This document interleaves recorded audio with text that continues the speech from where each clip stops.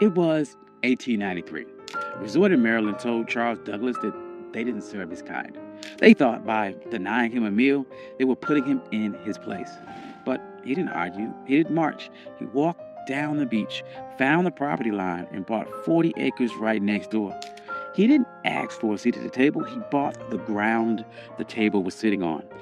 This is the story of how Charles Douglass turned a restaurant rejection into the first black municipality in the state of Maryland. This is One Mike Black History, and if you like stories like this, you can find more stories like this at onemikehistory.com. But without further ado, let's get started. To understand this heist, you have to understand the insult.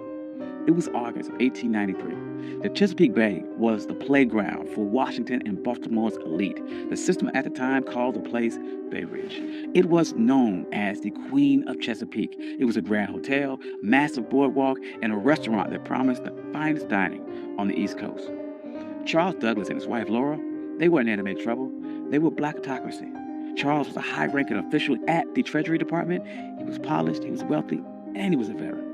He walked to his restaurant at Bay Ridge and asked for a table. The waiter did not look at Charles's uniform. He didn't look at his credentials. He just looked at his skin color and said, "We don't serve your kind here." Now, this is the moment where the struggle would usually kick in. The textbook version of this story would tell you how sad Charles was. It would talk about the pain of segregation. But Charles Douglass didn't have time for that. He had a military mind. And he looked around the restaurant and saw white families eating. He saw the owners counting money. And he realized that their business was built on a territorial monopoly. They thought that they owned the prestige of the water. They thought by banning him, they were keeping the luxury for themselves. Charles walked out of that restaurant, but he did not leave the area. He walked down the beach. He crossed the property line, and he stood on the dirt right next to the people that insulted him. He was looking at a 40-acre tract known as Bashir's Farm. It was rugged, overgrown patch of coastline. To the owners of Bay Ridge, it was a waste of space. To the system, it was unimproved land. But to the Colonel, it was the high ground. Charles Douglass knew something the owners of Bay Ridge didn't. The system is only as strong as its borders. Bay Ridge was a fortress of whiteness, but the walls ended at the property line. If Charles could control the land right next to them, he didn't need their permission to exist. He could create a parallel world that Jim Crow laws of public accommodations could not touch. See, in 1893, separate but equal wasn't even legal doctrine yet. That would not happen for another 3 years with Plessy versus Ferguson. But the private property doctrine was already ironclad. The law of the land said that a man could do whatever he wanted with the dirt that he owned. Charles realized that public space was a trap. If you relied on the public to treat you fairly, you were a beggar. But if you owned the private, you were sovereign. So he went to the owner of the 40-acre farm, a man by the name of Daniel Bashirs. He didn't ask for a favor. He brought money. He offered him $5,000 cash. In 1893, that was an astronomical sum. It was roughly the equivalent of about $175,000 in today's money. But the strategic value was worth millions. Bashirs took the money. He signed the deed. And on that day, the Queen of Chesapeake lost its monopoly. Charles Douglass didn't just buy a farm. He bought the gateway to the bay. He went to the restaurant owners who refused him a sandwich, and he didn't say a word. He just started building. And the first thing Charles did wasn't build a resort for the masses. He built a fortress for his legacy. He built a home for his father, Frederick Douglass. He called it the Twin Oaks. But he didn't just build it anywhere. He positioned the home with military precision.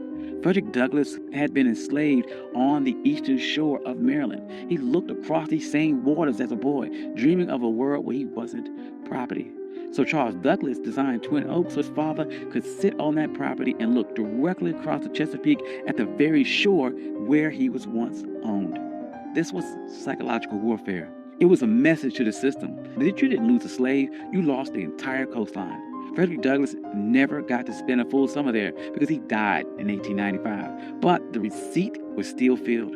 The Douglass name was now etched into the land in the deeds of Maryland. But Charles was not done. He knew that one house was an anomaly, but an entire empire is a network. So he began subdividing the land, and he didn't sell it to just anyone. He targeted the sovereign class. He sold lots to black doctors, black lawyers, black engineers, black poets in D.C. and Baltimore. He created a neighborhood where the white-only signs of Bay Ridge were relevant. By the turn of the century, Highland Beach wasn't just a place to swim. It was a black think tank. Paul Robeson was there. Langston Hughes was there. W.E.B. Du Bois was there. They weren't protesting segregation. They ignored it. They built their own hotels. They built their own pier. They built a community center. They built a closed economy where black money stayed in black pockets and black dignity was the default setting. Now, there's no way the system sat back and watched this happen. The owners of the white resorts nearby were furious. They saw the private property loophole working against them, and they realized that they had lost control of their territory. So they tried to use paper weapons. First, they tried to use vagrancy laws. They sent the police to harass people walking between the train station and Highland Beach. They wanted to make the journey so uncomfortable that the residents would give up. That didn't work. Highland Beach residents started their own shuttle service. They controlled the logistics. Then the white resort owners tried to use a legal glitch. They realized that Highland Beach was technically a part of an unincorporated area. They thought they could use local zoning boards to condemn the land or pass an ordinance that would tax the Douglass family into bankruptcy. They tried to treat Highland Beach like a nuisance, but the residents of Highland Beach were some of the smartest people in the state. They knew that in America, the ultimate hack for land was municipal status. In 1922, they executed their final move of the heist. They petitioned the state of Maryland to become an unincorporated town. They didn't want to be a neighborhood. They wanted to be government. They won. Highland Beach became the first black municipality in the history of Maryland. Think about the payoff here. Because they were a town, they had their own mayor, they had their own police department, they had their own zoning board. When the white resort owners tried to pass laws against them, the people of Highland Beach just passed their own laws to cancel them out.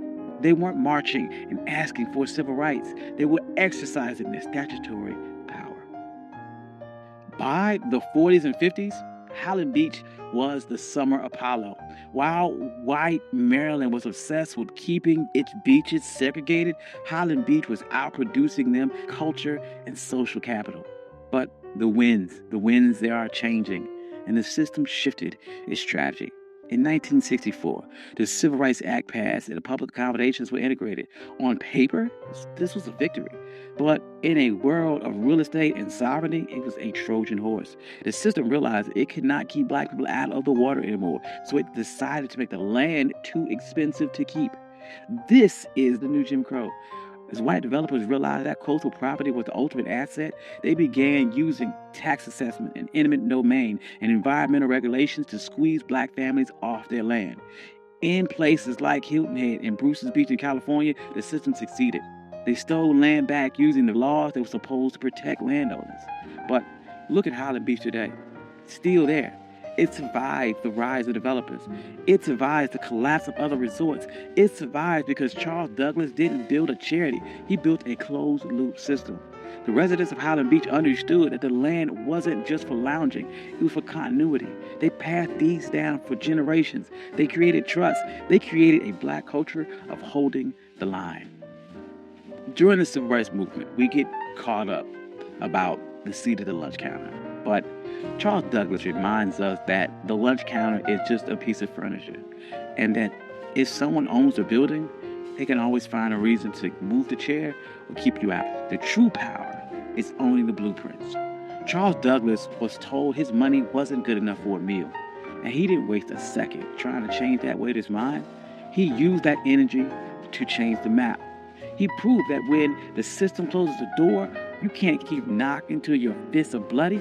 You can buy the hallway. You can buy the entire building. You can buy the entire beach. You can buy the ground that it sits on. And today, Highland Beach stands as a reminder that we aren't just laborers in the American story. We are the engineers of our own exit. Thank you. This is One Mile Black History.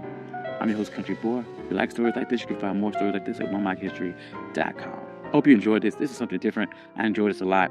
Trying to do, once again, more stories about agency, about pattern interrupts, people overcome, and how they took a system that was designed to keep you back and beat it and overcame or outsmarted that system. Hope you enjoyed that. I'd like to thank all my day ones. You guys are amazing. Thank you guys all for coming out. Like, financial contributors. Oh, yes. And if you don't see your name here, please reach out to me. I'll add your name. I'm sorry. I love you all. Peace.